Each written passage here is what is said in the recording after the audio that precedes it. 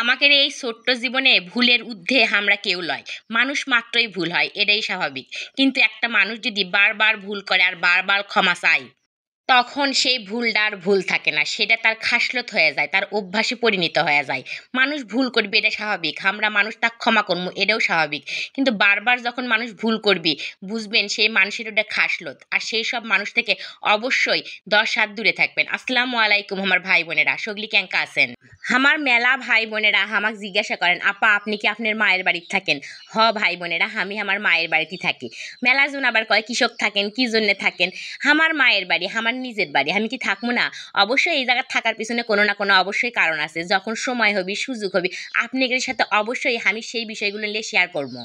আপনারা যারা আপনাকে এই আপাক দেখিচ্ছেন, আপনাকে আপাকেলে ইনকা আসলো না, আপনাকে আপার সারা জীবন কোনো কাম করেনি, কাজ করেনি, খালি গ্যাসের চুলাতে না ভাত আন দিছি, খাসি সোলডাক লিয়ে থাকছি।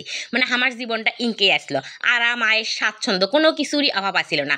সেই জায়গার থেকে আপনাকে আপা এই গত 2-3 মাসে এত কাম শিখছে, গ্রামের A to Z কাম পারে। শরীরটা খুবই খারাপ লাগে, মাঝে মাঝে খুবই ভিতরে অশান্তি হয়। প্রত্যেকটা দিন সকালবেলা উঠে আমার মনে হয় যে আমি একটা যুদ্ধত নামছি।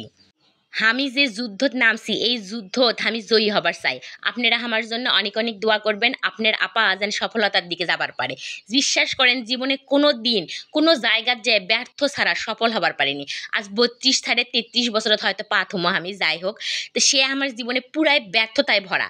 আমার জীবনে এই যে আপনাদের সাথে ভিডিও তৈরির কাজটা আমি করি, এই কাজটা আমি চাই, এই কাজটা দিয়ে জীবনে কিছু করবেন। কারণ আমার যে বয়স, এরপরে আর আসলে ওইভাবে চাকরি করা বা কোনো কাজত যাওয়া সম্ভবই নয়। আমার জীবনে এটা হলো শেষ প্রচেষ্টা। হয় আমি এই জায়গার থেকে কিছু করবো, না হলে চিরজীবনের মতো হারে যাবো। আপনাদের সাথে যে এই কথাগুলো আমি শেয়ার করেছি, বিশ্বাস করেন গলাটা খালি ভারী হয়ে যাচ্ছে। জীবনে একটা মেয়ের জন্য ইনকাম করা যে কতটা ইম্পর্টেন্ট, এটা আমি খুব ভালো করে জানি। একটা মেয়ের বাপের থাকুক, স্বামীর থাকুক, যার যাই থাকুক না কে, আপনি যদি নিজে না কিছু করেন একটা মেয়ে হয়ে, তাহলে আপনি একটা বিগ জিরো, আপনি একটা শূন্য। আমার তো মনে হয় হামার লাগান হাজারো মেয়ের মনের মধ্যে একই রকম কষ্ট, যে কিছু করে না, উপার্জন করে না, নিজে নির্ভরশীল নয়।